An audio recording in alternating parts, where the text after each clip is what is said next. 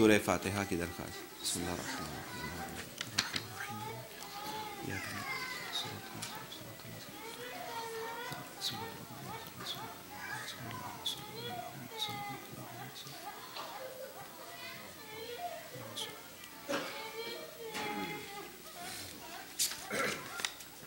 एक मजलिस का ऐलान भी समाअत फरमाइए। मजलिस इसाले सवाब अब्बास टाउन के मरहूमीन के लिए, शहदा के लिए सैटरडे शंबे के दिन 16 मार्च 7:30 बजे मगरिब की नमाज के बाद यहाँ पर मुनक़िद होगी। औज़ु बिल्लाहि मिनश शैतानिर रजीम, बिस्मिल्लाहिर रहमानिर रहीम।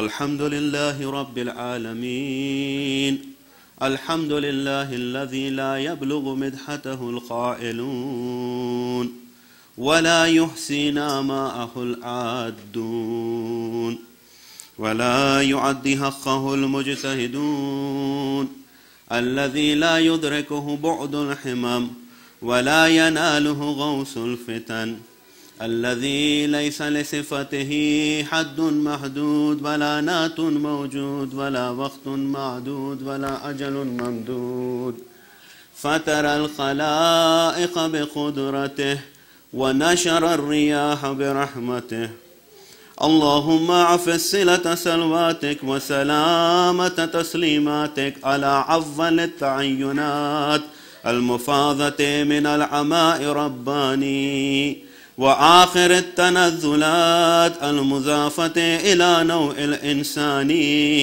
कान अल्लाहु व लम यकुन मअहु शैउन सानी मुहसील अवालिम हज़रातिल क़ास फ़ी वजूदिही व कुल्ला शैइन अहसैनाहु फ़ी इमामिल मुबीन अर्रसूलिन नबिय्यिल मक्किय्यिल मदनिय्यिल क़रशिय्यिल तहाम्मी साहिब लिवाइल हम्द व मक़ामिल महमूद अबिल क़ासिम मुहम्मदुल हमीद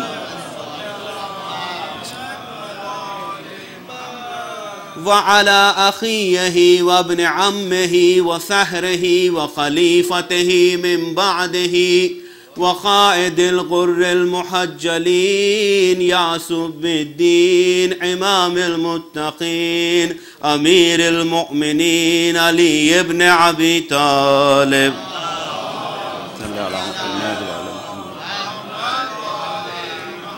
व अला इब्नतिही अत्ताहिरा अल-हौरा अल-इंसिया अर्रादियतिल मर्दिया अश-शफ़ीअत यौमिल जज़ा फ़ातिमत अज़-ज़हरा सलामुल्लाहि अलैहा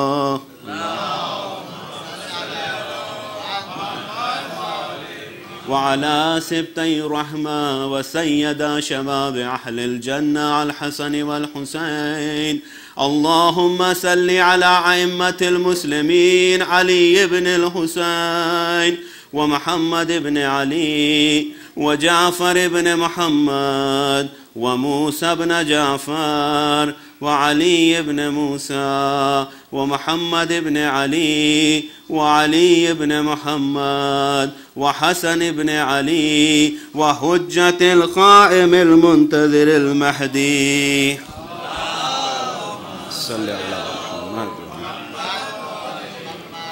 हुज्जतिका अला इबादिक व उमनाइका फ़ी बिलादिक अल्लाहुम्मा सह्हिल मनहजहुम व अज्जिल फ़ी फ़रजहिम व जअलना मिन मुहिब्बिहिम व मवालिहिम व शीअतिहिम व लअनतुल्लाहि अला अअदाइहिम अजमईन मिन यौमिना हाज़ा इला क़ियाम यौमिद्दीन बिस्मिल्लाहिर रहमानिर रहीम या अय्युहल इंसान इन्नका कादिहुन इला रब्बिक कदहन फमुलाक़ीह सलवात।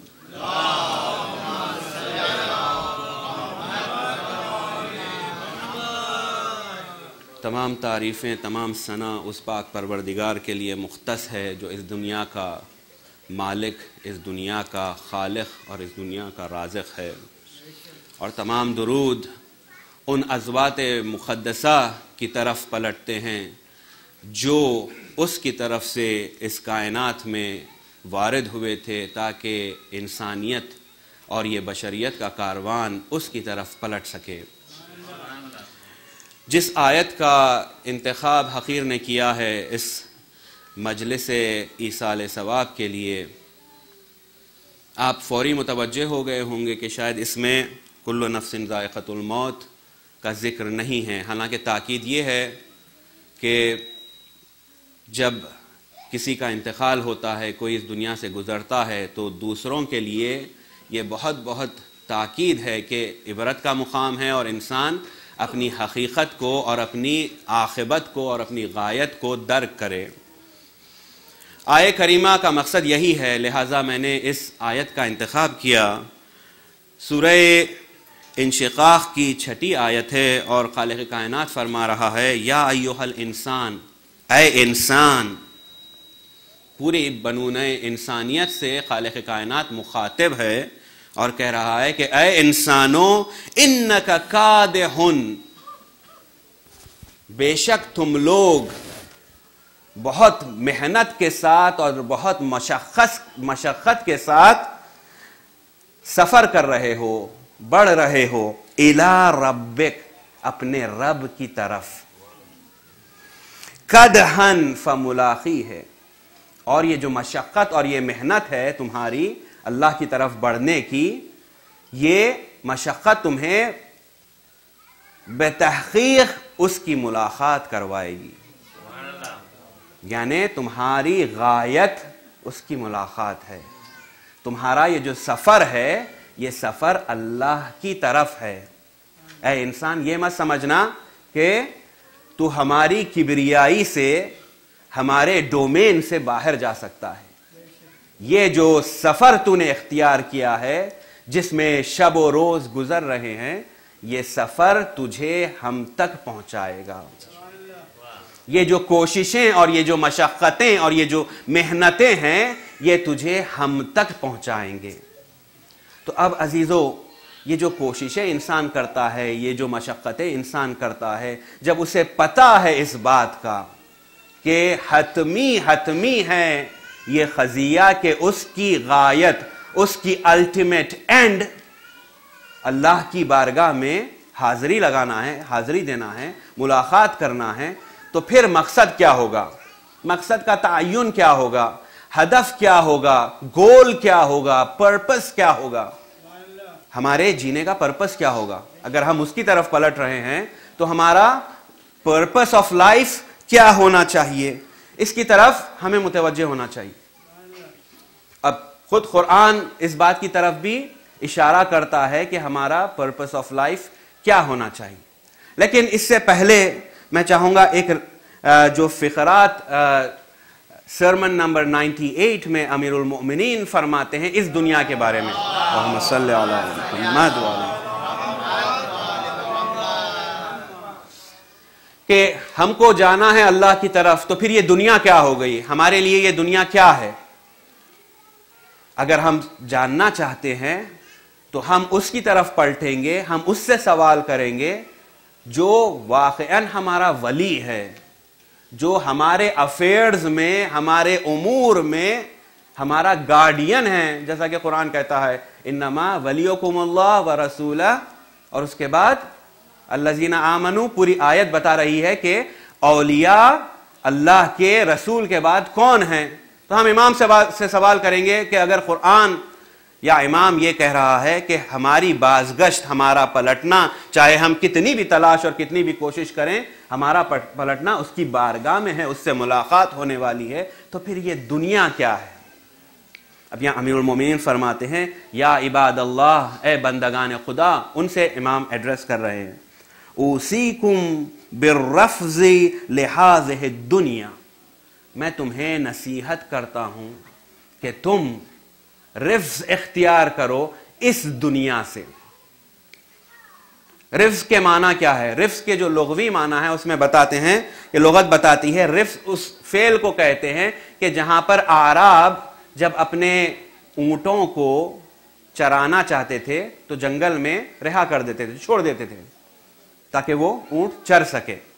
तो रिफ से मुराद ये है कि अमीरुल मोमिनीन फरमा रहे हैं कि इस दुनिया से तुम अपने आप को बरी कर लो, आजाद हो जाओ, फ्री कर दो इस दुनिया से, बेहाज़ है दुनिया। अब फिर इस दुनिया की सिफत बयान कर रहे हैं मौला कि कौन सी दुनिया है? अत्तारिकतिल लकुम, वो दुनिया जो तुम्हें तर्क कर देगी।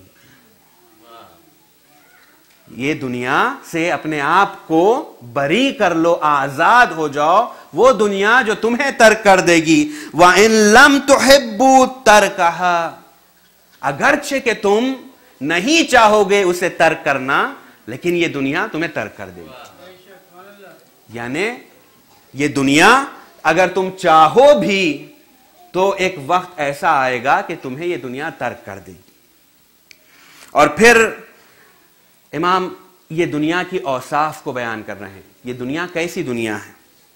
वल मुबलियतिल लिअजसामिकुम, ये दुनिया वो दुनिया है जो अजसाम को पुराना कर देती है, कोहना कर देती है। मुबली कहते हैं कोई चीज, लिबास अगर मुबली हो जाए, इससे मुराद यह है कि पुराना हो गया। यानी वो ये दुनिया है जो अजसाम को तुम्हारे पुराना कर देती है, कोहना कर देती है। व इन कुंतुम तुहिब्बूना तजदीदहा, अगरचे कि तुम चाहो कि इसे नया बनाते रहो, अपने जिस्म को तुम चाहोगे कि जवानी तुम्हारी बाकी रह जाए, लेकिन ये दुनिया तुम्हारी जवानी को पीरी में बदल देगी। ये दुनिया तुम्हारी जिंदगी को कोहना कर देगी, पुराना बना देगी।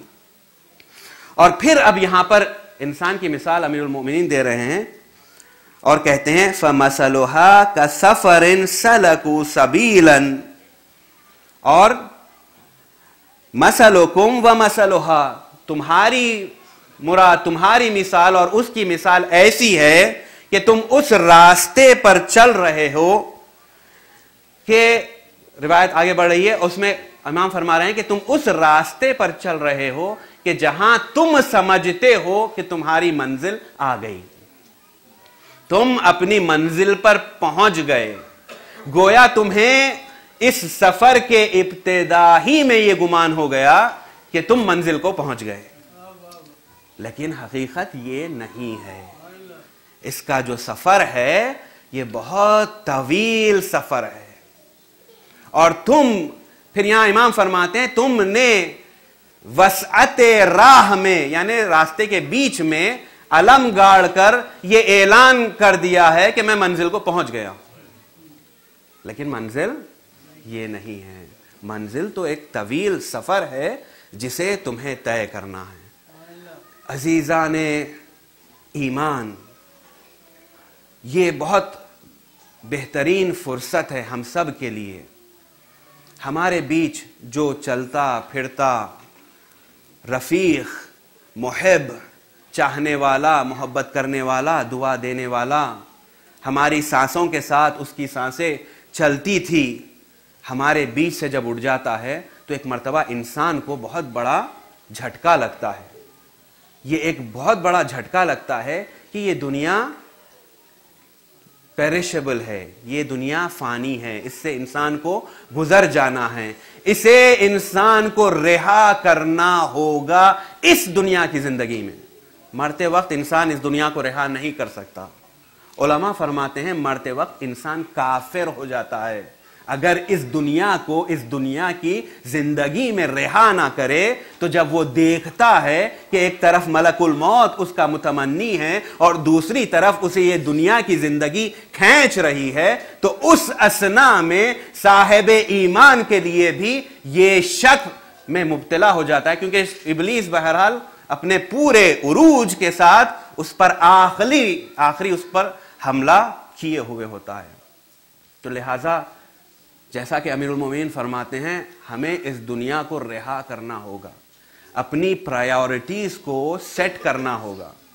हम अपनी औलाद को तालीम देते हैं, 16, 17, 18, 20 साल तक बच्चा सुबह से शाम तक लगा हुआ है एजुकेशन एजुकेशन इतना पढ़ना चाहिए, इसलिए कि फ्यूचर डार्क हो जाएगा। हमने इतनी मेहनत करके, इतनी मशक्क़त करके हिजरत की है, अगर हमारी औलाद का मुस्तकबिल ये मुल्क में अगर डार्क हो जाए और जुल्मतों से भर जाए तो ये हमारे लिए गवारा नहीं है। लिहाजा हम तमाम तवानाइयों को लगा देते हैं कि अपनी औलाद को अच्छे से अच्छा एजुकेशन दें।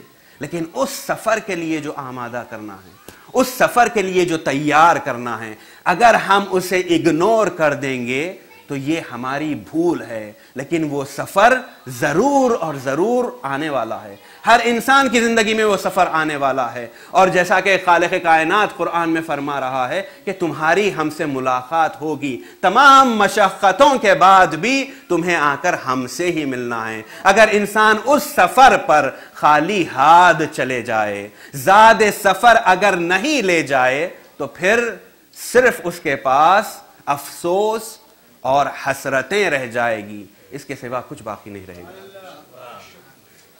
अब ये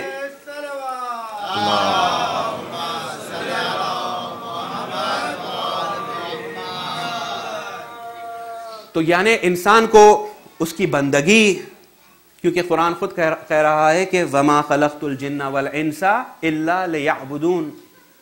खालिक ही बताएगा ना, मकसद खिलकत खुद बनाने वाला बताता है। खुद बनने वाली शय अपने आप का मकसद का तयन नहीं कर सकती। गाड़ी अगर बनती है फैक्ट्री में तो उसका मैन्युफैक्चरर बताता है कि ये गाड़ी क्या ये रोड पर चलेगी या ये डेजर्ट में भी चल सकती है। उसका मैन्युफैक्चरर बताता है, ना कि खुद गाड़ी अपना इंतखाब कर लेती है कि मैं चाहती हूं कि आज से मैं डेजर्ट में चलना शुरू कर जाऊं। नहीं होगा, मुमकिन नहीं है। तो खालिक बताएगा हमारी खिलकत का मकसद। और कुरान साफ साफ कह रहा है कि तुम्हारी खिलकत का मकसद बंदगी परवरदिगार है, उसकी बंदगी है। अब यह मफहूम बहुत वसी मफहूम है, लेकिन मैं उसे थोड़ा सा समेटना चाहता हूं और उसको एक अलग जाविये से, एक अलग एंगल से आपकी खिदमत में पेश करना चाहता हूं कि आखिर ये इबादत क्या है। कि खालिक कायनात कहता है कि इबादत ही मेरे बंदों का मकसद, मेरी खिलकत का, बनूने इंसानियत का मकसद ये है कि वो मेरी बंदगी करे। तो बंदगी का मफहूम क्या है, बंदगी का मतलब क्या है? बंदगी, अगर इंसान नमाज पढ़ ले तो बंदगी हो जाएगी, इंसान अगर ज़कात दे दे तो बंदगी हो जाएगी, इंसान अगर खुम्स दे दे तो बंदगी हो जाएगी, इंसान तमाम उमूर दीन को अंजाम दे दे तो बंदगी हो जाएगी, या इंसान अगर अपनी औलाद और अपने खानवादे और अपनी फैमिली की जो जिम्मेदारी उस पर आयद हुई है, अगर उसे अंजाम दे दे तो क्या बंदगी हो जाएगी या नहीं? बंदगी का मफहूम और कुछ है, बंदगी का मफहूम और वसीतर है। तो चले हम इसी बात को इमाम से सवाल करेंगे, लेकिन इससे पहले मैं चाहता हूं कि मोमिनीन की ये महफिल है और बिलाखिरे जब तक अहले बैत का जिक्र नहीं होता, जब तक उनकी सना में और उनकी सना करते हुए उन हिदायत के मोती हम अपने खुलूब पर रवा नहीं करते, कोई हिदायतें कामयाब नहीं होती। तो यहां पर इबादत के मफहूम से एक जो मैं रिवायत आपके सामने पेश करना चाहता हूं, वो रिवायत हम मुतअद्दिद मवाक़े पर सुनते आए हैं, लेकिन मैं इस रिवायत को कुतुब अहले सुन्ना में भी देख रहा था। और एक सॉफ्टवेयर है जो उनकी किताबों का मजमुआ है, उस सॉफ्टवेयर में, जिसमें तकरीबन 6500 किताबें हैं उनकी, और उसमें जब मैंने सर्च की, और ये रिवायत बहुत मशहूर है, आप जानते हैं, अन-नज़रु इला वजह अली इब्न अबी तालिब इबादतुन।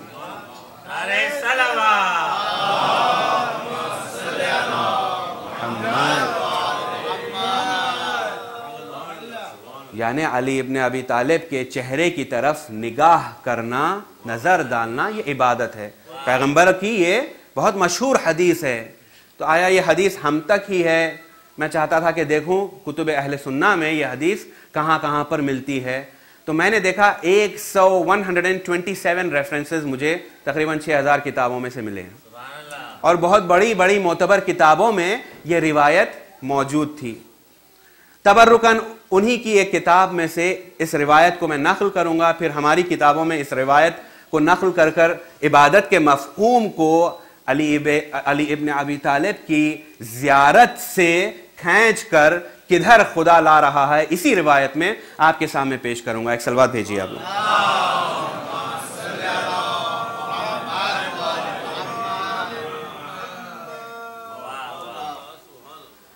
इस रिवायत के राविया है रसूल की एक ज़ौजा,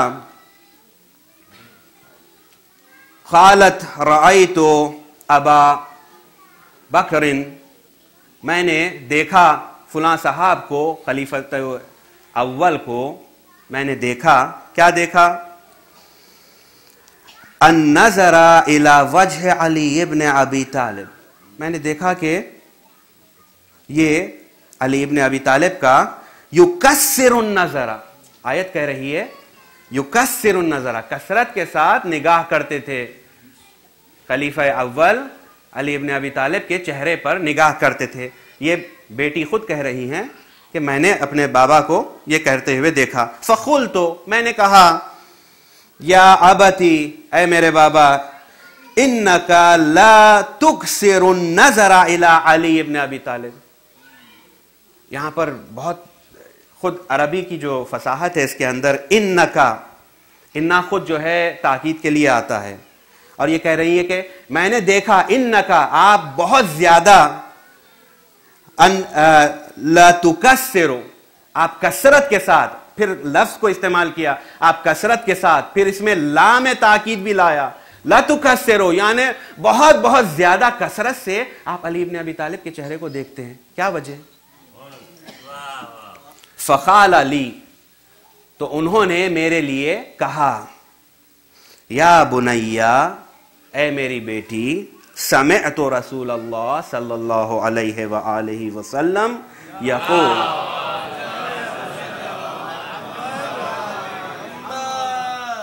यक़ूलु अन-नज़रु इला वजह अली इबादतुन, कि मैंने रसूलुल्लाह से सुना कि उन्होंने फरमाया कि अली की तरफ नजर करना इबादत है। तो अब ये भी इस इबादत में मशगूल हैं, बहुत कसरत के साथ देखते हैं, इसलिए कि ये इबादत है। यानी मुत्तफ़क़ा अलैह ये रिवायत है पैगंबर की, अन-नज़रु इला वजह अली इब्न अबी तालिब इबादतुन। तो मैं बहुत सोच रहा था कि अगर इमाम की तरफ, अगर कोई इंसान को मारिफत है तो वो शायद ये समझे, बाज़ी लोग ये समझे कि ये अक़ीदत में कहते हैं कि जो है अली की तरफ निगाह करना इबादत है। तो आखिर क्या वजह होगी कि अली की तरफ निगाह करना इबादत है? ये इबादत के मफहूम से कैसे जुड़ जाती है ये बात कि अगर इंसान पैगंबर के उस वसी की तरफ देखे तो उसमें ऐसी कौन सी औसाफ पाई जाती है कि जिसके बाद उसका देखना उसकी तरफ इबादत बन जाता है। तो आप सब शाहिद हैं और सब जानते हैं कि अली मजहरुल अजायब है, अली मजहरे सिफाते कमाल व सिफाते जलाले परवरदिगार है। मजहर यानी manifestation, manifestation of the attributes of Allah सुब्हानहू व तआला। नारे हैदरी, नारे सलावत,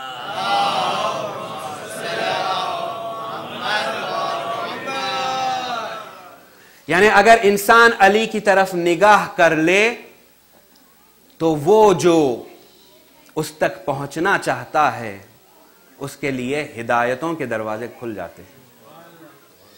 अगर इंसान अली की तरफ रुजू कर ले तो फिर गुमराही उसका मुकद्दर नहीं होती बल्कि हिदायतें उसका मुकद्दर बन जाती है। अगर कोई इंसान अली की तरफ रुजू कर ले तो फिर उसके बाद सआदत ही सआदत उसके लिए हो जाती है। यही पैगंबर ने बारहा कहा, यही पैगंबर ने अपनी तमाम जिंदगी में बताया। अगर उसके बाद भी अगर सिर्फ कोई नजर से निगाह कर लें और फिर नजर चुरा लें तो हिदायत उसके लिए नहीं है। कुरान कह रहा है, कुरान शिफा है और रहमत है मोमिनीन के लिए। ला यजीदुज़ ज़ालिमीन इल्ला खसारा। कुरान खुद ये ऐलान करता है कि कुरान शिफा है और रहमत है, लेकिन मोमिनीन के लिए शिफा है और मोमिनीन के लिए रहमत है। जालिमीन के लिए कुरान सिर्फ और सिर्फ उनके खसारे में इजाफा करता है, उसके अलावा वो कुरान से कुछ भी हासिल नहीं कर सकते। एक सलवात भेजिए आप।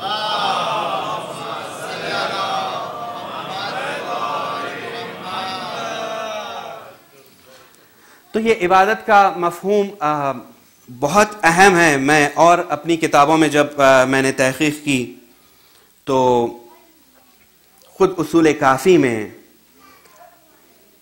इमाम सादिक अलैहिस्सलाम से मुझे एक रिवायत मिली।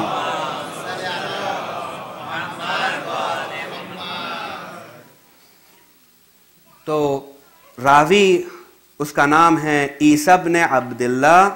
ये इमाम से सवाल करता है, मल इबादतो, या इमाम जुएल तो फिदा का, मैं मेरी जान आप पर से निसार हो या इमाम, मुझे बताइए इबादत क्या चीज़ है, इबादत के माना को मुझे डिस्क्राइब कीजिए। खाला, इमाम कहने लगे, हुस्नुन निय्या बित्ताअ, हुस्न नीयत, हुस्न नीयत ताअत के साथ, यानी इताअत के साथ, यानी purity of your intention with the desire to obey, मिनल वजह, फ्रॉम दैट सोर्स।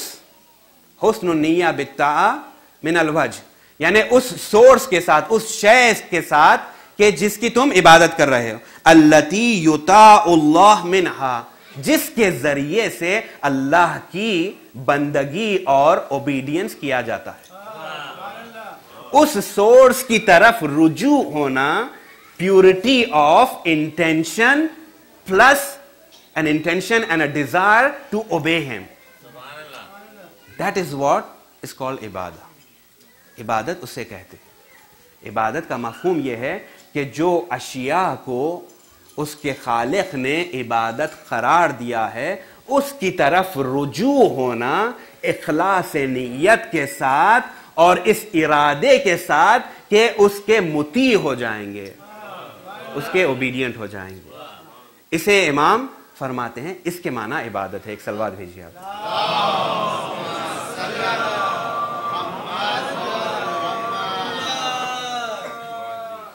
यानी इबादत ऐसे ही नहीं होती। अगर इबादत इंसान खाली अपने नमाज की तरफ रुजू हो, लेकिन नमाज की तरफ इस नीयत के साथ और इस इखलास के साथ मुतवज्जे ना हो कि नमाज में अगर कह रहे हैं इय्याका नअबुदु व इय्याका नस्तईन, और उसकी तरफ इरादा न रखते हो कि मुती हो जाएं उस अफ़आल का, उस शय की तरफ जिसकी तरफ खालिक़ कायनात ने रुजू किया है हमें, तो फिर वो इबादत नहीं है। अगर इबादत होनी है तो इबादत ऐसी है होनी होगी कि इंसान हुस्न नीयत के साथ और इस इरादे के साथ कि मैंने उसकी इताअत करनी है, इसलिए कि अगर मुझे खालिक़ कायनात तक पहुंचना है, अगर अल्लाह की जात तक पहुंचना है, तो उसने इसे जरिया बनाया है। अगर मैं उसकी तरफ हुस्न नीयत के साथ और इस इरादे के साथ कि मैं उसकी इताअत करूंगा, अगर रुजू हो जाऊंगा तो गोया अल्लाह तक पहुंच जाऊंगा।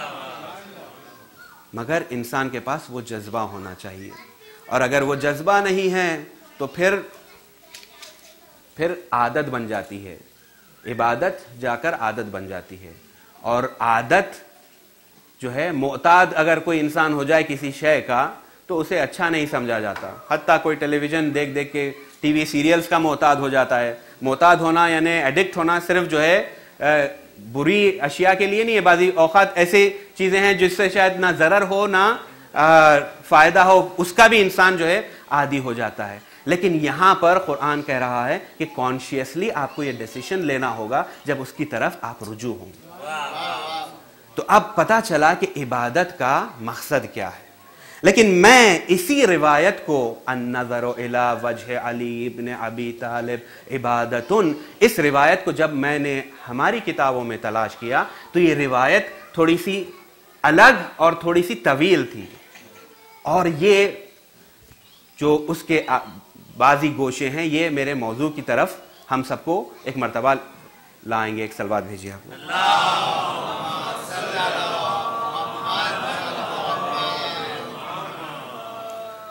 अमालिए शेख तूसी अलैहिर्रहमा में यह रिवायत मौजूद है, और इसका रावी है अल मज़रिया।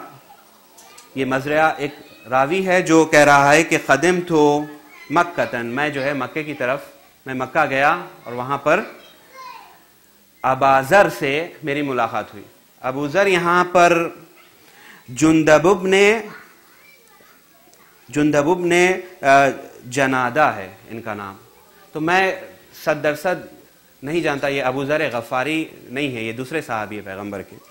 और ये अबाज़र के साथ जब उनकी मईयत में ये शख्स पहुंचता है तो ये कहता है कि उसी औक़ात, उसी वक्त पे, उसी टाइम में मक्के में एक कारवान वारिद हुआ, मदीने से एक कारवान वारिद हुआ, मुहाजिरीन और अंसार का कारवान वारिद हुआ, और उस कारवान में हुज्जाज जो आए थे उसमें अमीरुल मोमिनीन अली इब्न अबी तालिब भी मौजूद थे।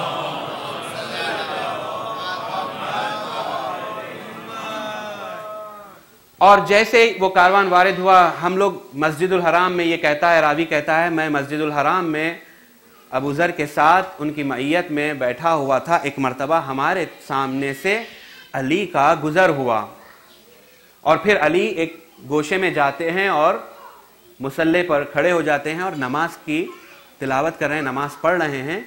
और मैंने देखा कि अबूज़र बेइख्तियार कंटिन्यूअसली दायमन अली की तरफ निगाह किए हुए हैं, यहां तक कि मुझसे रहा नहीं गया और मैं मजबूर हो गया ये सवाल करने के ऊपर कि अबूज़र क्या बात है, तुम अली को ऐसे क्यों देख रहे हो?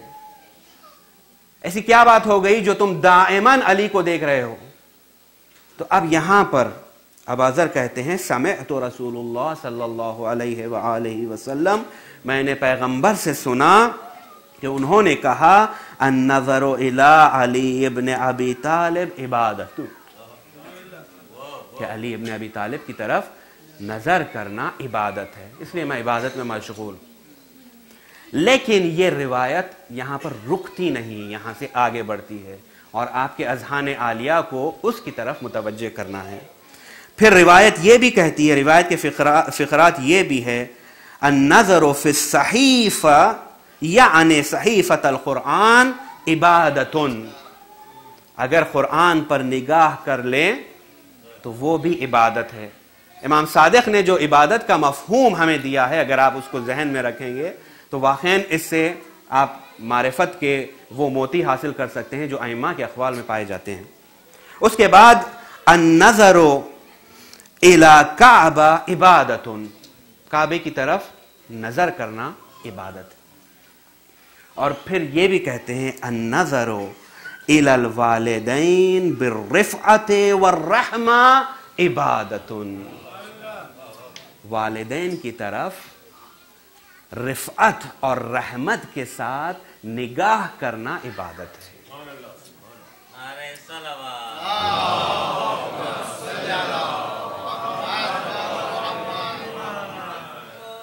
Looking towards your parents with compassion and mercy is a worship of Allah subhanahu wa ta'ala।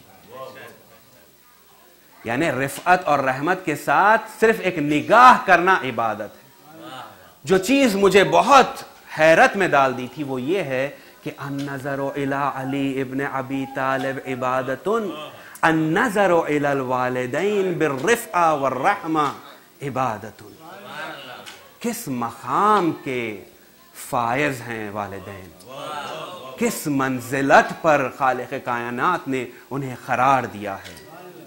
अगर आप कहेंगे कि शायद ये रिवायत है तशवीक़ देने के लिए, तो आप देखिए कुरान कह रहा है। कुरान क्या कहता है? कुरान इस बात की गवाही देता है कि अल्लाह की बंदगी के बाद व खज़ा रब्बुका अल्ला ताबुदु इल्ला इय्याहु, अल्लाह ने ये इरादा कर लिया है और ये उसका फैसला है, हतमी फैसला है कि तुम किसी की बंदगी नहीं कर सकते मगर सिर्फ उसकी। वबिल वालिदैन एहसाना, और तुम उसके बाद जो फौरी जो अम्र आ रहा है, जो हुक्म आ रहा है, वो माँ बाप के साथ नेकी का अम्र है। और फिर आयत कुरान है, ये तौज़ी दे रही है, सूरह इसरा वर्स 23 तौज़ी दे रही है, अगर ये पीर हो जाएं, अगर ये बूढ़े हो जाएं, एक या हर दो, तो खबरदार उफ भी नहीं कहना। तुम्हें इतनी भी इजाजत नहीं है कि तुम उफ कर लो, यानी तुम्हारे चेहरे पर बल भी नहीं आने चाहिए। यानी अल्लाह की इबादत और उसकी बंदगी का जो समरा है वो वालिदैन की इताअत और उनके साथ एहसान और उनके साथ नेकी करना। और फिर आयत आगे बढ़ती चली जाती है, यहां तक कि आयत कहती है कि तुम अपने तवाज़ो के परों को उनके कदमों में बिछा देना और फिर अल्लाह की बारगाह में दुआ करना, वक़ुल रब्बिरहमहुमा कमा रब्बयानी सगीरा। ऐ खालिक़ कायनात, तू ऐ रब, ऐ पालने वाले, इन पर वैसे ही रहम कर जैसा कि इन्होंने मुझे पाला था और मुझ पर रहम किया था। यानी उफ नहीं करना और उसके बाद उनकी रहमत के लिए दुआएं मांगना। अजीजों, आप देख रहे हैं कि वालिदैन का मर्तबा इस्लाम में बहुत अहम है। वालिदैन का मर्तबा ये नहीं है कि औलाद को इस दुनिया का मुती और इस दुनिया का गुलाम बनाकर रुखसत हो जाएं। ये वजीफा नहीं है वालिदैन का। वालिदैन की जिम्मेदारी ये नहीं है। वालिदैन की जिम्मेदारी ये है कि उनको बंदगी के वो औसाफ उनके अंदर पेश कर दें और उन्हें माला माल कर दें, जिसके बाद वो अल्लाह की रजा में अपनी रजा को देखें, ना कि शैतान के वसवसों को अपनी जिंदगी का हदफ बनाकर अपनी जिंदगी को जाया कर दे। और इसकी ताकीद बारहा कुरान में आई है, रिवायतों में आई है, लेकिन मुआशरे में मैं जो दर्क कर रहा हूं वह यह है कि हम इसकी तरफ मुतवज्जे नहीं हैं। दूसरे एक और आपके सामने एक बात को जो मैं पेश करना चाहता हूं वो ये है, वअबुदुल्लाह वला तुश्रिकू बिही शैआ। अल्लाह की बंदगी करो और खबरदार तुम उसके साथ कोई शरीक करार नहीं देना, कोई पार्टनर उसके साथ नहीं बनाना। उसके बाद जो फौरी हुक्म है वह बिल वालिदैन एहसाना, फिर दोबारा यही ताकीद कि अपने वालिदैन के साथ एहसान करो, अपने वालिदैन के साथ नेकी करो। एक और रिवायत आपके सामने पेश करूंगा जिसमें सवाबुल आमाल अमाली शेख सदूक में यह रिवायत मिलती है, जिसमें रिवायत बता रही है कि ये रिवायत मनक़ूल है इमाम सादिक़ अलैहिस्सलाम के बाबा इमाम मोहम्मद बाक़र अलैहिस्सलाम से, जो फरमाते हैं कि जिसने रमजान को दर्क किया और अगर उसकी मग़फ़िरत नहीं हुई है तो अल्लाह उसे अपने से दूर कर देता है। बोअत कहते हैं फासले को, और यहां पर जो है इसको बाज़ाब्ता मुताद्दी बनाया गया है। उसके माना यह है, जैसा ज़हबा, ज़हबा के माने होते हैं गया, अज़हबा अगर कर दें अरबी में तो गोया ले जाया गया। तो यहां पर जो फेल इस्तेमाल किया गया है वो फेल है फ़अबअदहुल्लाह, यानी अल्लाह ने उसे दूर कर दिया। अब ये तीन चीजों पर मबनी है ये रिवायत। पहली ये कि कोई माह मुबारक रमजान को दर्क कर ले और उसके बाद अगर उसकी मग़फ़िरत ना हो तो गोया उसने अपने सर को तस्लीम नहीं किया और उसने बंदगी का हक अदा नहीं किया, और इसके बाद अल्लाह उसे अपने से दूर कर देता है।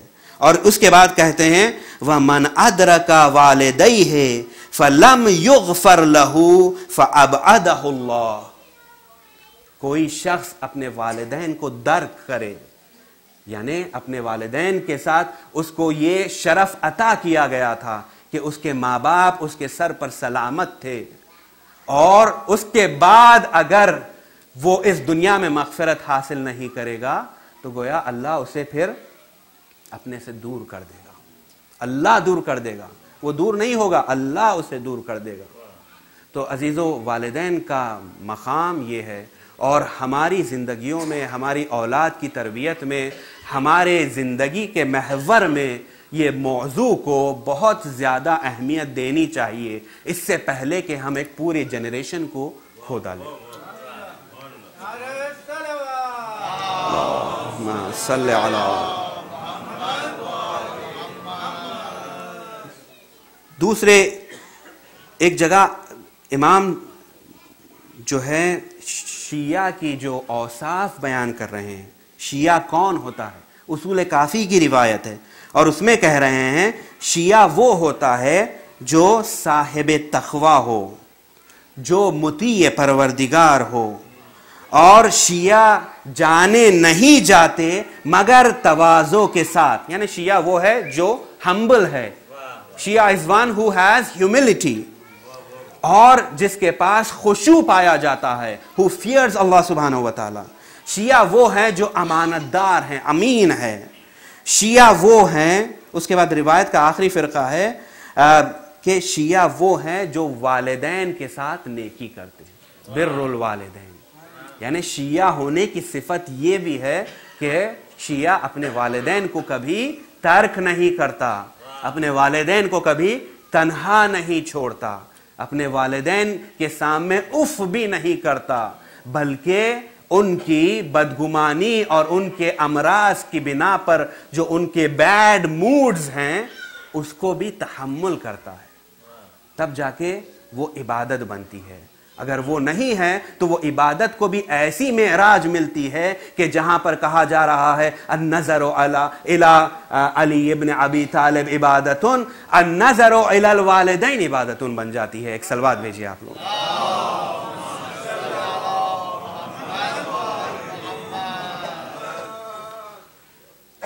हाँ, रिवायतें बहुत मुताद्दिद हैं। एक और रिवायत जिसके अंदर इमाम फरमाते हैं कि 3 अशिया ऐसी हैं जिसके अंदर कोई रुख्सत नहीं है, जिसके अंदर कोई एक्सक्यूज नहीं है, जिसमें डिले नहीं किया जा सकता। एक है अदाउल अमाना, अमानत का अदा करना, उसमें आप डिले नहीं कर सकते, चाहे काफिर हो या मुसलमान हो। अगर आप अमीन बने हैं, आपको कोई अमानत ला कर दिया है, तो उसके अदा करने में एक लम्हे की ताखीर नहीं कर सकते। दूसरी जो चीज पैगंबर फरमाते हैं वो ये है कि अपने खौल पर बाकी रहना, वफादारी करना, अपने खौल और फेल के अंदर, या अपने खौल और अपने अहद और पैमान को पूरा करना। और फिर तीसरी चीज जिसके अंदर कोई रुख्सत या कोई फुर्सत या कोई डिले नहीं है, वो है बिर्रुल वालिदैन, वालिदैन के साथ नेकी करना। ये 3 अशिया ऐसी हैं जिसके अंदर आपके पास कोई डिले करने का, इग्नोर करने का टाइम नहीं। अजीज़ों, अगर हम दर अहले बैत से उनके अक़वाल की तरफ हम मुतवज्जे हों तो वाक़ई हमारी ज़िंदगी के लिए पर्पस वही बनते हैं, हमारी ज़िंदगी को वही संवार सकते हैं। वरना ये जो हुजूम है मटीरियलिज़म का, इंसान को गर्क कर देता है और इंसान को शैतान का मुती बना देता है और अल्लाह से दूर तर ले जाता चला जाता है। लेकिन इसके लिए हम कहते हैं विलायत शर्त है। अगर विलायत नहीं है किसी के पास, हदीस खुदसी पाई जाती है। हदीस खुदसी उसे कहते हैं जिसको पैगंबर ने नकल किया, लेकिन वो कौल है अल्लाह का। क़ाल अल्लाह, अल्लाह ने कहा, विलायत अली इब्न अबी तालिब हिस्नी, अली इब्न अबी तालिब की विलायत मेरा खिला है, वो दुज है, वो खिला है कि जिस वो मेरा है। फमन दखला हिस्नी आमिना मिन अजाबी, जो मेरे खिले में दाखिल हो जाता है फिर वो मेरे अजाब से महफूज हो जाता है। तो ये विलायत भी उतनी ही अहमियत रखती है, उतनी ही अहमियत की हामिल है। और इसका जिक्र करना इस वजह से मैं ज़रूरी समझा कि एक माँ का जिक्र हो रहा है, एक माँ इस दुनिया से गई है। तो हम सब जानते हैं अली इब्न अबी तालिब की विलायत के लिए जो कोशां होती हैं, जो कोशिश करती हैं, जो तलाश करती हैं, जो मशक्क़तें उठाती हैं वो माएँ ही होती हैं। और अगर ये विलायत नहीं है तो इंसान खाना काबा में, अल्लाह की राह में, सफ़ा और मरवा के बीच में मजलूम कत्ल कर दिया जाए, रिवायतें कहती हैं, और विलायत अली इब्न अबी तालिब नहीं रखता, तो उसकी वहां पर आखिरत में कोई पादाश या कोई हिसाब या कोई सवाब उसे नहीं हासिल होगा। अजीज़ों, एक दास्तान जो वाक़इयत रखती है, जो मैंने एक किताब में पढ़ा है, अल्लामा तबातबाई रहमतुल्लाह अलैह के एक शागिर्द अल्लामा तेहरानी नक़ल करते हैं, और अल्लामा तेहरानी फरमाते हैं कि ये ख़ुद अल्लामा तबातबाई ने कहा था मुझे, ये जो क़िस्सा, ये जो दास्तान है, ये विलायत से मरबूत है। और इसमें एक तालिब इल्म, एक मुबल्लिग है जो करबला के रहने वाले थे, शेख अहमद करबलाई उनका नाम था, और ये नक़ल करते हैं कि जब रमज़ान और मुहर्रम का महीना आता तो मैं हमेशा तबलीग के लिए निकलता, अतराफ़ के जो गांव थे उसमें जाता और तबलीग करता, और कोशिश करता जिसके पास अहले बैत की विलायत नहीं पाई जाती है उनकी तरफ मुतवज्जे हूँ, उन तक पहुँचूँ ताकि उनको ये विलायत हासिल हो। आप दूसरे एक रिवायत है जो बहुत मशहूर है, आप सब जानते हैं, मन माता अला हुब्बे आले मुहम्मदिन फ़क़द माता शहीदा, जो अहले बैत की मोहब्बत में मरता है वो शहीद मरता है। और ये मुत्तफ़क़ा अलैह रिवायत है, ये सिर्फ शियों की किताबों में नहीं बल्कि कसरत के साथ किताबें अहले सुन्ना में भी ये रिवायत पाई जाती है। तो यहाँ पर विलायत बहुत अहमियत रखती है। अहमद करबलाई कहते हैं कि मैंने एक देहात में क़दम रखा और चाहता था कि वहाँ पर लोगों को हिदायत करूँ, तबलीग करूँ, लेकिन मौसम और हालात और फ़िज़ा ऐसी थी कि मुझे नहीं लग रहा था कि मैं किसी को अहले बैत की तरफ खींच सकूँ।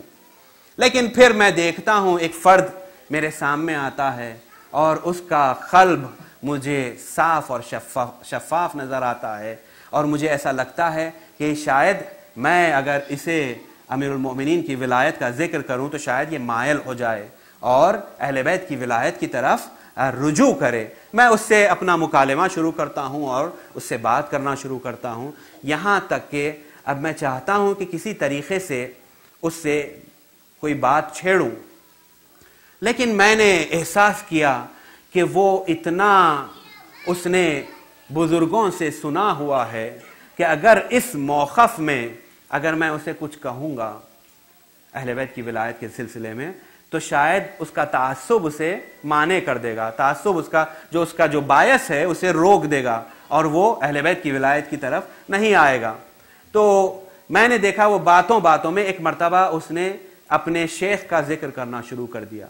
उसने कहा कि शेख कहते हैं जो कबीले का सरदार होता है, जो कबीले का गार्डियन होता है, और उसने जो है तारीफ़ करना शुरू कर दी कि तुम्हें पता है अहमद करबलाई, मेरा शेख बहुत गनी है और बहुत इन्फाक करता है और बहुत पैसे वाला है और उसके पास इतना माल है और उसके पास इतनी दौलत है और उसके पास इतने ऊँट है और उसके पास इतनी ज़मीन है, और फिर वो सिर्फ अपने लिए नहीं खर्च करता बल्कि दूसरों के लिए भी खर्च करता है, और वो हम पर बहुत शफीक है, हमारे कबीले पर बहुत शफ़क़त के साथ वो नज़र करता है और अपने माल में से कबीले के लोगों की तरफ भी माल को लौटाता है और देता है। अपने शेख की तारीफ़ करने लगा। एक मरतबा अहमद करबलाई को मौका मिल गया कि वो भी अपने शेख का इंट्रोडक्शन इसके सामने करा दे। एक मरतबा अहमद करबलाई जब सुन चुके तमाम बातें तो उसके बाद कहते हैं, हाँ मेरा भी एक शेख है,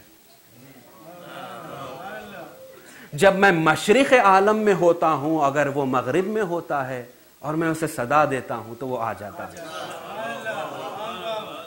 उसने मुझे कभी मायूस नहीं किया, मैंने उसकी तरफ से जब भी मैंने उसे सदा दी उसने फौरन मेरी तरफ आया और मुतवज्जे हुआ और मेरे उमूर में मेरी मुश्किलात को हल किया। अब ये बयान करना शुरू कर दिया। तो ये बहुत ही सादा मुसलमान था। अहमद करबलाई कहते हैं बहुत ताज्जुब करने लगा, आखिरकार कहने लगा कि वाक़ईन ऐसा भी शेख होता है कि तुम मशरिक़ आलम में हो तो मगरिब में हो और तुम सदा दे दें तो वो आ जाए, और जब तुम पुकारते हो और मदद के लिए बुलाते हो तो वो फौरन तुम्हारी मुश्किल को हल करने तमाम उमूर को छोड़कर तुम्हारे पास पहुंच जाता है। ये तो बहुत अजीम शेख है, ये तो बहुत अजीम शख्सियत है, आखिर उसका नाम क्या है? तो एक मर्तबा अहमद करबलाई कहते हैं उस शेख का नाम है शेख अली। वो बहुत खुश होता है, बहुत मसरूर होता है, और उसके बाद अहमद करबलाई कहते हैं मैं वहां से गुजर गया, चला गया। मैं ये सोच कर गया था कि अगले साल जब आऊंगा तो सबसे पहले इससे बात करूंगा, इसलिए कि मैंने एक मुकद्दमे को, एक जमीन को जो है नरम कर चुका हूं मैं, अब यहां से मैं बीज को बोऊंगा। अहमद करबलाई ढूंढते हुए, तलाश करते हुए उस फर्द के लिए जब आते हैं तो पता चलता है कि वो इस दुनिया से गुजर गया, उसका इंतकाल हो गया। तो एक मर्तबा अहमद करबलाई बहुत मुतासिर होते हैं और बहुत अफसोस करते हैं कि ये मैंने क्या कर दिया। मैंने उसके अंदर इस्तेदाद देखी थी, मैंने उसके अंदर वो पोटेंशियल देखा था कि जिसके बाद उसको अहले बैत की विलायत मिल सकती थी, और मैंने थोड़ी कोताही की, मैं थोड़ा सा शर्मा गया, मैंने वैसे जुर्अत नहीं की जैसे मुझे करनी चाहिए थी। अहमद करबलाई अपने आप को कोस रहे हैं और अपने आप को बहुत मिजरेबल फील कर रहे हैं, यहाँ तक कि उसके बच्चों से जाकर मिलते हैं। उसके बच्चे उसकी खब्र तक ले जाते हैं, और जब खब्र तक ले जाते हैं तो वहाँ पर खब्र पर जाकर भी अहमद करबलाई को यही अफसोस रहता है। सूरह फातिहा पढ़ते हैं और कहते हैं मुझे, ऐ भाई मुझे बहुत अफसोस है, ऐ काश कि मैं तुम्हें अमीरुल मोमिनीन की विलायत का तारुफ करा दिया होता। मुझे इस बात का बहुत अफसोस है कि तुम्हारे अंदर इस्तेदाद, तुम्हारे अंदर सलाहियत पाई जाती थी, लेकिन मैंने उसका फ़ायदा नहीं उठाया और तुम्हें नहीं कराया, और मैं जो है तुम्हारा वो हूँ, मैं तुम्हारा वाक़ईन क़र्ज़दार हूँ इस मौजू पर। एक मर्तबा उसके बच्चे कहते हैं कि ये वाक़ईन शख्स हमारे बाप से बहुत मोहब्बत करता था और बहुत उल्फत रखता था, लिहाजा हम चलें, आप हमारे घर चलें पजीराई के लिए और मेहमान नवाजी के लिए। उसे अपने घर ले जाते हैं और कहते हैं आज रात में आप यहीं पर रुकिए, कल अगर आपको जाना है तो हमारे ही घर मेहमान रहिए। वो वहाँ पर मेहमान रह जाते हैं। शेख अहमद करबलाई उसके घर में मेहमान हैं। अब रात की तारीकी में अहमद करबलाई ख्वाब देखते हैं। अहमद करबलाई क्या ख्वाब देखते हैं कि वही शख्स मौजूद है और उसके किनारे दो मलक मौजूद हैं, दो मलक उसके किनारे खड़े हुए हैं, और ये मशगूल है कुछ काम में और कुछ इल्म में और कुछ दर्स में मशगूल है। जैसे ही अहमद करबलाई उसकी तरफ देखते हैं, वो इनकी तरफ देखता है और कहते हैं तुम यहां पर कैसे? तो ये अहमद करबलाई कहते हैं मैं कहां पर आ गया, मैं कहां पर हूं? तो वो कहते हैं कि तुम मेरी खब्र में हो, ये मेरी बरज़ख है, तुम जिसकी तरफ निगाह कर रहे हो। तो अहमद करबलाई कहते हैं वो क्या है जो दूर दराज को एक लहलहाते हुए समरदार दरख्त और जो खूबसूरती के मनाजिर है वो क्या है? तो वो कहने लगता है कि वो मेरी जन्नत है जो मेरी मुश्ताक है, मेरी मुंतजिर है। तो अहमद करबलाई कहते हैं तुम यहां पर क्या कर रहे हो? तो ये कहता है कि मैं यहां पर दर्स हासिल कर रहा हूं, इल्म हासिल कर रहा हूं, लेकिन तुमसे एक गिला है शेख अहमद करबलाई, तुमसे एक गिला है, तुमने कहा भी और कहा भी नहीं। क्या मतलब है? तो वो कहने लगता है कि तुमने मुझे बताया भी शेख अली, लेकिन तुमने तौज़ी नहीं दी शेख अली कौन है। तो अहमद करबलाई कहते हैं तौज़ी दो, तुम बताओ क्या हुआ? तो ये कहता है कि जब मैं ख़ब्र के अंधेरों में, जब मेरी औलाद ने मुझे सुपुर्द कर कर जब वहाँ से रवाना हो गई मेरी औलाद, तो मैं बहुत बेचैन था, मैं बहुत बेकरार था, मैं बहुत बेताब था। यहाँ तक के फरिश्ते भी आए और उसके बाद तो मेरे खौफ का आलम यह था कि मेरा कलेजा मुंह को आ रहा था और मैं बहुत घबराया हुआ था और मुझे पता था कि मेरी तरफ अजाब इलाही वारिद हो रहा है। एक मर्तबा मुझे ख्याल आया कि एक शेख है जिसका नाम तुमने लिया था, अगर वो मशरिक आलम में भी होता है और तुम मगरिब में भी होते हो, अगर तुमने कहा था उसका नाम ले लूं तो वो मेरी मदद को आ जाएगा। एक मर्तबा मैं उस शेख अली को सदा देने लगा। एक मर्तबा जब मैंने शेख अली को सदा दिया तो मैं क्या देखता हूं, अली इब्न अबी तालिब मेरी खबर में वारिद हो गए हैं और एक मर्तबा फरिश्तों को कह रहे हैं कि जाओ जाओ तुम्हारा ये काम नहीं है, और दूसरे फरिश्तों को मामूर करते हैं कि इसे विलायत की तालीम दी जाए और तू घबराना नहीं, ये जो जन्नत नजर आ रही है ये जन्नत तेरी मिल्कियत है, जब तुझे विलायत हासिल हो जाएगी तो तू उस जन्नत में दाखिल हो जाएगा।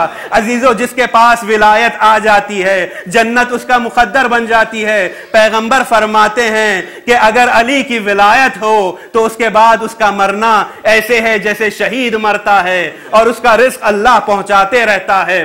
तो अजीजों, मैं कहूँगा कि यहाँ पर एक जो मौत वाक़े हुई है तो वाक़अन खानवादे ने बहुत जहमत उठाई, अपनी माँ की बहुत उन्होंने खिदमत की और अपनी माँ के लिए बहुत मशक्क़तें उन्होंने उठाई, और ये हक़ भी बनता है माँ का। खुदा हम सबको वो तौफ़ीक़ इनायत फरमा। लेकिन हम देख रहे हैं कि उसके बावजूद भी जब अजीज़ व अक़ारिब सब मिलते हैं तो सब तशफ़ी देते हैं, सब जो है इत्मीनान दिलाने की कोशिश करते हैं कि इंशाअल्लाह शफ़ायाब हो जाएंगी, आप फ़िक्र ना करें, आप फ़िक्र ना करें। यहाँ तक कि एक वो वक्त भी आता है कि जिसके बाद लोग मायूस कर देते हैं, अब इसके बाद और कोई चारा नज़र नहीं आता, और उसके साथ ही ख़ानदान भी कम कम आमादा होना शुरू हो जाता है कि अब ये नहीं रहेंगे इस दुनिया में। अब अपने आप को प्रिपेयर करना शुरू कर देते हैं कि ये दुनिया में वाक़अन नहीं रहेंगे। तो उसके बाद मौत वाक़े होती है, लोग सब तसल्ली देते हैं फातिमा के घर में। फातिमा क्या यतीम हुई अजीजों, कि एक मर्तबा फातिमा की तो दुनिया बदल गई। फातिमा के बच्चे बिलक बिलक कर रो रहे हैं, फातिमा रो रही है, फातिमा पर यतीमी का साया छा चुका है। लेकिन फातिमा कहे तो किससे कहे, कोई तसल्ली देने वाला नहीं, कोई तशफ़ी देने वाला नहीं। अलबत्ता लोग आते जाते हैं और बारहा कहते जाते हैं, अली कह दीजिए फातिमा से या दिन को रोए या शब को रोए। अगर वो 2 मर्तबा रोती हैं, सुबह भी रोती हैं और शाम भी रोती हैं, तो हमारी जिंदगियों में खलल पड़ जाता है। अब फातिमा किससे अपना दर्द सुनाए। फातिमा के लिए बैतुल हुज़्न बनाते हैं अमीरुल मोमिनीन, वहां पर छोटे छोटे बच्चों के हाथों को थाम कर फातिमा पहुंचती है, वहां पर चाहती है कि अपने बाबा का गम वहां पर मनाए। लेकिन ये कितने दिन हुआ अजीजों, पैगंबर की आंख बंद हुई और फातिमा ज्यादा से ज्यादा 90 रोज जिंदा रही, कम से कम 30 रोज जिंदा रही। और उसमें फातिमा का ये नौहा था, सुब्बत अलैया मसाइबो, ऐ बाबा आपके बाद मुझ पर ऐसे मसाइब पड़े, अगर रोजे रोशन पर पड़ते तो तारीक रातों में बदल जाते। फातिमा कह नहीं सकती, अगर अली से कहे तो कैसे कहे। अली कह रहे हैं फातिमा मुसलमानों का ये आलम हो गया है, फातिमा कोई मुझे सलाम नहीं करता, यहां तक कि अगर मैं सलाम करता हूं फातिमा तो कोई मुझे जवाब भी नहीं देता।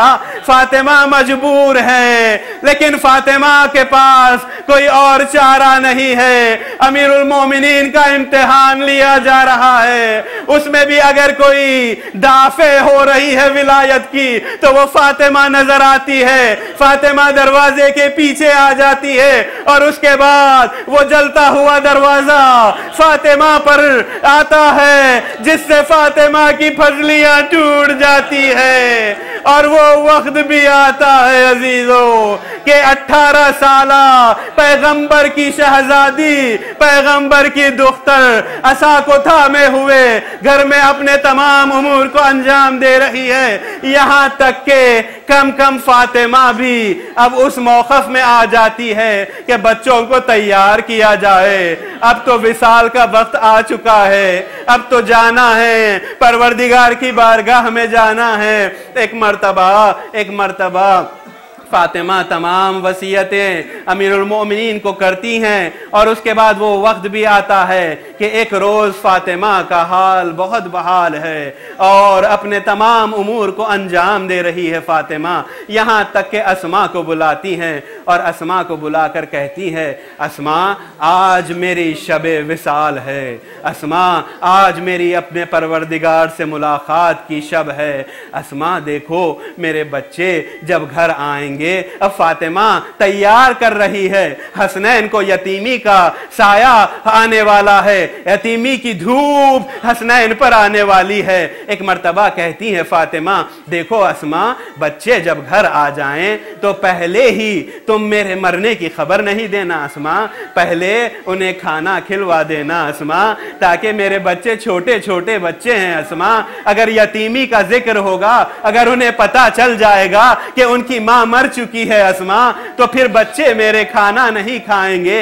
एक मर्तबा तमाम वसीयतें जब फातिमा कर लेती हैं और वो वक्त भी आता है कि फातिमा इस दुनिया से गुजर जाती है, तो अब अस्मा ये चाहती हैं जब हसनैन घर लौट कर आते हैं और आते ही मां का सवाल करते हैं, तो अस्मा चाहती हैं कि फातिमा की वसीयत को पूरा करे, शहजादो पहले खाना खा लो। और उसके बाद एक मर्तबा हसनैन कहते हैं, हसन हुसैन कहते हैं, क्या अस्मा तुम नहीं जानती हम अम्मा के बगैर खाना नहीं खाते, हम अम्मा के बगैर खाना तनावुल नहीं फरमाते।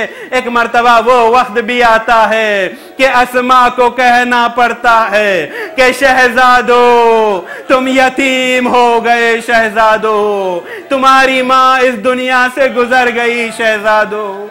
मस्जिद में जाते हैं, अमीरुल मोमिनीन को खबर देते हैं और उसके बाद एक कोहराम मच जाता है। शब की तारीखी में फातिमा का जनाजा उठाया जाता है, लेकिन अजीजो यहाँ पर हसनैन रो रहे हैं। वो भी आप वाकया जानते हैं कि हुसैन कहते हैं, अम्मा जब तक मुझे गले नहीं लगाओगी मैं रुखसत नहीं होऊंगा अम्मा। एक मर्तबा कफन के बंद टूटते हैं और हुसैन को फातिमा गले लगा लेती है। यहाँ पर अली ये मुर्तजा है, अल्लाह की वो तलवार मौजूद है, अल्लाह का वो मुहाफिज मौजूद है, छोटे छोटे बच्चे हैं, लेकिन अली तसल्ली दे रहे हैं। लेकिन अजीजो जब असरे आशूर आती है और सकीना पर यतीमी वारिद होने वाली होती है अजीजो, एक मर्तबा हुसैन करे तो क्या करे, अब हुसैन सकीना को तैयार कर रहे हैं अजीजो, यतीमी के लिए सकीना को हुसैन तैयार कर रहे हैं। शायर कहता है किस तरीके से जब हुसैन निकलना चाहते हैं, जिहाद के लिए जाना चाहते हैं, तो जुलजना रुक जाता है और हुसैन कहते हैं, जुलजना ये आखिरी सवारी है जुलजना, इसके बाद तुझे कोई जहमत नहीं होगी। एक मर्तबा रोते हुए बेजबान जानवर इशारा करता है, सकीना बीबी जुलजना के पांव को थामी हुई, हुसैन घोड़े से उतरते हैं। अब उसके बाद हुसैन सकीना को तसल्ली दे रहे हैं। शायर कहता है कि हुसैन कह रहे हैं कि ये कह के देखा बाली सकीना को याद से, लिपटी वो दौड़कर शहगर्दू असास से, ताकत न थी कलाम की हर चंद प्यास से, बोली वो तशनकाम शहे हक्शना से, क्या इस बला के बन से तहिया सफर का है, सदके गई बताओ इरादा किधर का है। शाह ने कहा कि हाँ सफरे नागुजीर है, आओ गले लगो के ये सोहबत अखीर है, अब आरज़ूए खुर्बे खुदाए खदीर है, तन्हा है हम सिपाह मुखालिफ कसीर है, तय हो जे मरहला जो अयानत खुदा करे, जिसका ना कोई दोस्त हो बीबी वो क्या करे।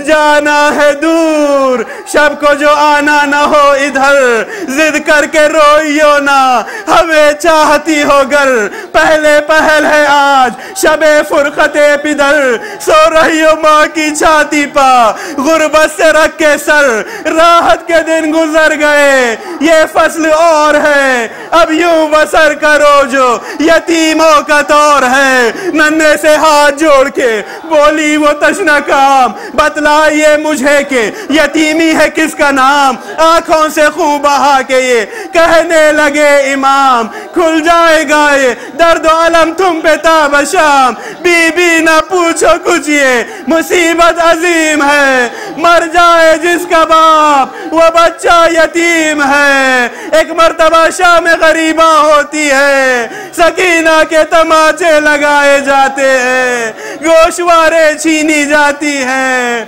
क़ियाम हुसैनी में आग लगाई जाती।